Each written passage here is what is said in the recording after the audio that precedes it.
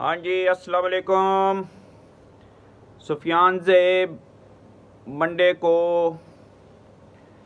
बहुत ही अहम और हॉट न्यूज़ लेके आपकी खिदमत में हाजिर है। आपके ताउन, प्यार, सब्सक्रिप्शन, लाइकिंग, शेयरिंग, कमेंटिंग का बहुत बहुत शुक्रिया। तो बिला ताख़ीर के मैं आपसे एक सीक्रेट प्लान डिस्कस करने लगा हूँ। उस सीक्रेट प्लान में क्या चीज़ शामिल है, ये आपने देखना है और गौर करना है। तो उस पर आने से पहले मैं आपको ये बता दूं कि जस्टिस याहिया अफरीदी का आज पहला दिन है सुप्रीम कोर्ट में, और उन्होंने 8 बेंचेस बनाए हैं। कल जो है भारत का गैर कानूनी कब्ज़े के ख़िलाफ़ पूरी दुनिया में कश्मीरियों ने यौम सियाह मनाया और तकरीबात की गई। तो बिलावल भुट्टो जरदारी ने वज़ीर आज़म शहबाज शरीफ से मुलाकात की है और दोनों ने एक दूसरे को मुबारकबाद देते हुए इस बात का इरादा किया है कि गैर जमहूरी क़ुव्वतों को किसी तरह भी इस बार पाकिस्तान की सियासत में इंटरफेरेंस करने से नहीं करने देंगे और अवामी खिदमत का सफ़र जारी रहेगा। नवाज शरीफ, मरियम नवाज़ और हर जगह पे इसहाक डार वगैरह ने अक़वाम मुत्तहिदा की जो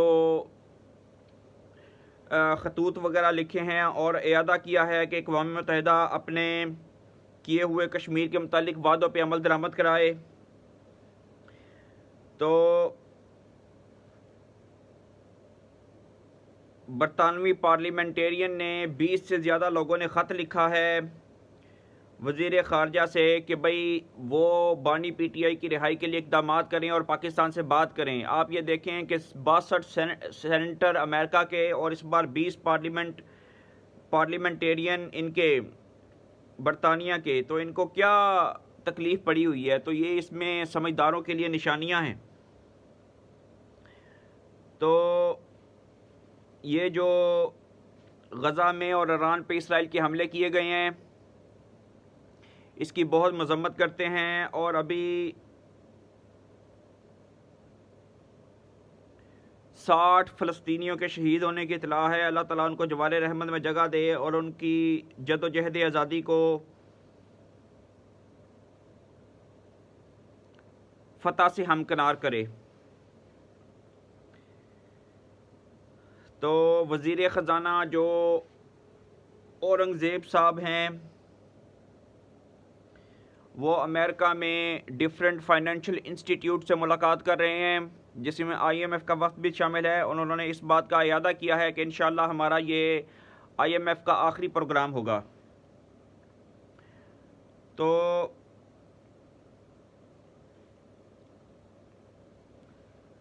सुप्रीम कोर्ट बार के सालाना इंतखाबात आज होंगे और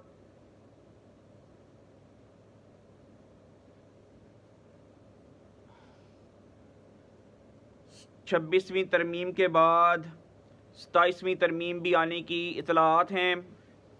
और 26वीं तरमीम तो पिछले वीक आई है और इस वीक जो है एक सदारती ऑर्डिनेंस आएगा जिसमें जजेस की तनख्वाह को बढ़ाया जाएगा, जजेस की तादाद को, और इमरानडू जजेस का ख़ात्मा किया जाएगा। 6 से 7 नए जजेस हमने भर्ती करने हैं जो आइन और कानून की पासदारी करते हों। और प्रैक्टिस और प्रोसीजर कमेटी में जो कि 3 सीनियर 3 जजेस होते हैं, उसकी तादाद 3 से बढ़ाकर 5 की जाएगी। अलीमा ख़ान और उस्मा ख़ान की अबूरी ज़मानतों में तौसीक़ कर दी गई है। और हुकूमत का 27वीं तरमीम के मामले में जो कि आने वाली है, हुकूमत का ख़ुसूसी पार्लिमानी कमेटी को बरकरार रखने का अहद है और उम्मीद है वो यही कमेटी आगे काम करती रहेगी।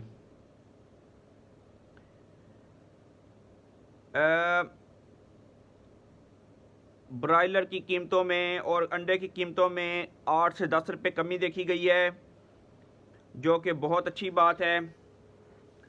और कल फवाद चौधरी ने, फलक जावेद, सनम जावेद, फवाद चौधरी और उसके भाई और उसकी बीवी ने ये पीटीआई के कुछ लोगों को ट्विटर पे नंगी गालियां दे डाली हैं और उन्होंने कहा है कि तुम लोग मौका परस्त हो और अभी तुम्हें जुमा 8 दिन हुए हैं, तुम लोग इस्टेब्लिशमेंट के लोग हो, जब कुर्बानियों का वक्त था तो कोई आगे नहीं आ रहा था।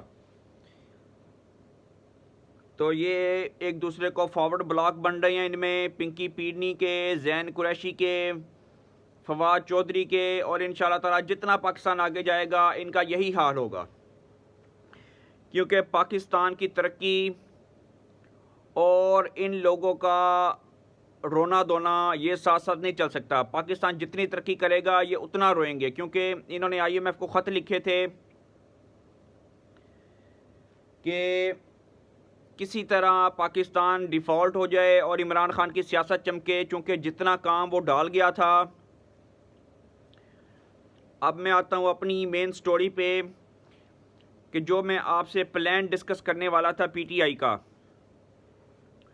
तो वो सबसे पहले यही था कि किसी तरह 2014 में धरने करके नवाज शरीफ को 3 साल मुकम्मल नहीं करने देने, क्योंकि कोई भी गवर्नमेंट आती है वो 3-3.5 साल पहले मुश्किल फ़ैसले लेती है, फिर उसके बाद 1.5 से 2 साल वो आवाम को डिलीवर करके जाती है। तो जब इमरान खान ने देखा कि 2014 में चाइना के सदर आ रहे हैं, तो उसने शुजा पाशा, ज़हीरुल इस्लाम और कुछ काली भेड़ों के साथ मिलके पाकिस्तान में अंपायर की उंगली और इस तरह के धरने कराने शुरू किए और CPEC को रोका और नवाज शरीफ को काम नहीं करने दिया। लेकिन अल्लाह की मशीयत और थी, उसने इस झूठ को और फसाद को नहीं पनपने देना था। नवाज शरीफ ने अपने प्लान पर अमल जारी रखा, सब्र किया और इनको लाशें नहीं दी और इनका लाड़ा लपा लगने दिया 6-7 महीने के लिए।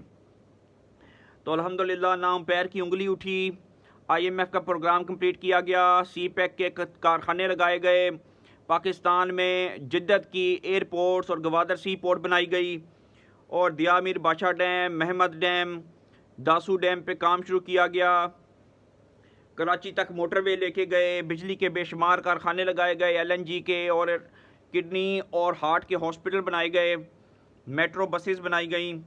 और अल्हम्दुलिल्लाह जब इनकी सियासत ख़त्म करने का वक्त आया तो डॉन लीक्स, पनामा लीक्स और पता नहीं ख़त्म नबूवत के नाम पर धरने कराए गए और नवाज शरीफ की गवर्नमेंट को टॉपल किया गया। साकिब नसूर, आसफ सईद कूसा, उमर अता बुंदयाल और हर बेंच में जस्टिस मनीब अख्तर और ये जो इजाज़ुल एहसन, शेख अजमत सईद वगैरह बैठे होते थे, इन्होंने इमरान खान की बाकायदा प्लान के ज़रिए इमरान खान की ऑफशोर कंपनी, इमरान खान के नाजायज़ घर, इमरान खान के नाजायज़ बेटे बेटियां, इमरान खान की नाजायज़ पार्टी जो कि फंडेड लेती थी और इंटर पार्टी इलेक्शन के बगैर थी, और इमरान खान की शादी को नाजायज़ तरीके से जायज़ करार दिया और पाकिस्तान को स्टेबल नहीं होने दे रहे थे।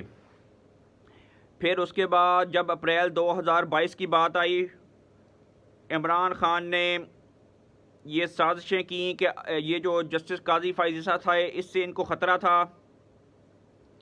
और इनको रेफरेंस दायर किया गया, बाजवा को बाप बना के आसफ सईद कूसा के ज़रिए एक्सटेंशन दी गई और मिलिट्री इंटेलिजेंस से ISI से ये जनरल आसिम मुनीर साहब को हटा के तो उधर भर्ती किया गया फैज़ हमीद साहब को। तो इनका 30 से 35 साल का प्लान था, लेकिन अल्लाह की करनी कुछ और थी। तो हुआ ये कि जब पाकिस्तान बिल्कुल आखिरी सांसों पे वेंटिलेटर पे चला गया और इसके लोग बाकर रज़ा, हफीज़ शेख, शौकत तरीन, हमाद अज़हर और इन काली शिपों की वजह से पाकिस्तान जब आखिरी सांसों पर चला गया और फवाद चौधरी और शेख रशीद ये कहने लग गए कि पाकिस्तान को हमने बारूदी सुरंगें बिछा दी हैं और इनका ख्याल था कि अब हम गवर्नमेंट में रहें या ना रहें, हमें यूथियों को हमें समझाने की ज़रूरत नहीं होती। इन्होंने बस वो साइफ़र का और इम्पोर्टेंट गवर्नमेंट का ड्रामा रचाया और इन्होंने सोचा कि भाई यूथिया तो पागल कौम है, उसको कुछ भी करने चाहे धांधली के पीछे लगा दो। हालांकि 4 इलेक्शन खुलने के बाद भी ये 2014 में हार गया था। और अब भी साइफर से जब इसका पूछा गया तो इसने बताया साइफर तो मैंने गुम कर दिया, मुझे इसके बारे में नहीं पता। फिर इसने 35 अरब डॉलर कर्जा लिया, फराह गोगी और ये जो बुजदार और पिंकी पीडनी के तहाइफ चुराए और फिर कंपनियां लेजिटिमेट करवा के इसने आटा, चीनी, दाल, चावल, पेट्रोल, गन्ना, दवाइयाँ, हज, मास्क, बिजली, गैस, हर चीज़ में इसने करप्शन की। इसकी अपनी रिपोर्टें हैं। और फिर उसके बाद इसने ये जो इम्पोर्टेड हुकूमत और साइफर का ड्रामा रचाया और इसमें इश्तियाल अंगेज़ी पैदा की, लाशें गिराईं, जलसे किए और लोगों को उकसाया। और इसका यह ख्याल था कि मैं पंजाब असम्बली तोड़ दूंगा और तोड़ने के बाद मैं दोबारा 2/3 अक्सरियत से वापस आऊँगा। लेकिन खुदा की फिर वो मसीहत के झूठ और फसाद नहीं पनपने दिया जाएगा। और अल्लाह की करनी ऐसी हुई कि काजी फ़ायज़ ईसा साहब चीफ़ जस्टिस बने, आसिम मुनीर साहब आर्मी चीफ़ बने, जनरल नदीम अंजम बेग साहब ISI के चीफ़ बने और इन सब को गोल लपेटा गया, जिसमें बाजवा नेटवर्क था, साकिब नसूर की बाकियात के जजेस का नेटवर्क था और जस्टिस रियाजुल एहसन भागा और ये जो जस्टिस मंसूर और जस्टिस मुनीब का रास्ता रोका गया और फैज़ हमीद को गिरफ़्तार करके इस नेटवर्क का ख़ात्मा किया गया, फराह गोगी, बुजदार और अलीमा और पिंकी पीडनी के। और मुराद, सईद असर, कैसर और हमाद अज़हर को काबू में लिया गया और ये फॉरेन नेशनल एजेंट जितने भी हमाद अज़हर, बाकर रज़ा, जुल्फ़ी बुखारी और शहबाज गिल थे, इनको लगाम दी गई। तो इनका ख्याल था कि बरूदी सुरंगें बिछा दी हैं। शेख रशीद और फवाद चौधरी कहते थे और पाकिस्तान वेंटिलेटर पर चला गया और डिफ़ॉल्ट पे चला गया है। एक तरफ इनका फसाद होगा और दूसरी तरफ पाकिस्तान में चीज़ें महंगी हो रही होंगी। IMF को ख़त लिखे गए कि अब इनको पैसे नहीं मिलेंगे। तो जैसे मुल्क डिफ़ॉल्ट होगा, इलेक्शन की तरफ जा रहा था, तो नवाज शरीफ ने वो रिस्पॉन्सिबिलिटी अपने ज़िम्मे पर लेके गलती की है।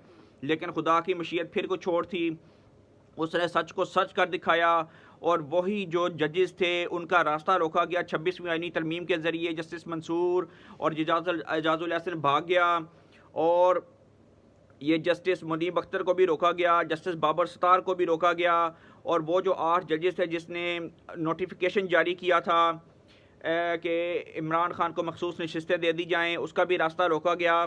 इस तरह फिर जब IMF का मुआहदा किया गया, इनके ख़त लिखने के बावजूद IMF ने पैसे दिए। इलेक्शन में मरीम नवाज़ की गवर्नमेंट आ गई और मरकज़ में शहबाज शरीफ की आ गई और वो बड़े अच्छे तरीके से काजी फ़ायज़ ईसा ने अपना 5 साल डेढ़ पूरा किया, नवाज़ शरीफ की अहलियत को बरकरार किया।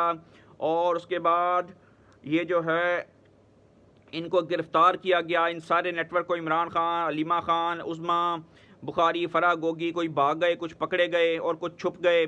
तो उसके बाद अल्हम्दुलिल्लाह IMF की डीलों के बाद पाकिस्तान में इंतहाई महंगाई करने के बाद 15-18 साल महीनों के बाद बिजली के बिलों में बेशुमार टैक्सेस लगाए गए, आटा, चीनी, दाल, चावल, सब्ज़ी, गोश्त में। फिर अब कुर्बानियाँ देने के बाद जब पाकिस्तानी गवर्नमेंट फिर दोबारा रास्ते पे आई और ये सऊदीया, चाइना के वफूद होके गए, तो इनको अब दाल हज़म नहीं हो रही।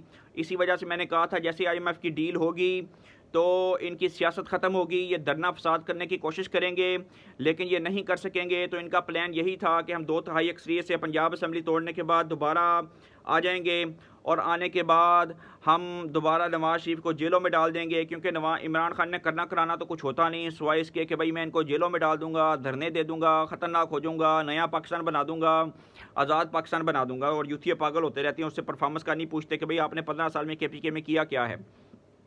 तो अल्लाह ताला की करनी इसके बिल्कुल बरक्स हुई और पाकिस्तान दोबारा डगर पे आ चुका है। स्टॉक मार्केट रिकॉर्ड बना रही है और इंतहाई महंगाई के बाद बिजली, गैस और पेट्रोल की कीमतों में कमी आ रही है और पाकिस्तान का रुपया मुस्तहकम हो रहा है। पाकिस्तान में कारोबार और फॉरेन इन्वेस्टमेंट आ रही है, IMF से आखिरी डील हो रही है।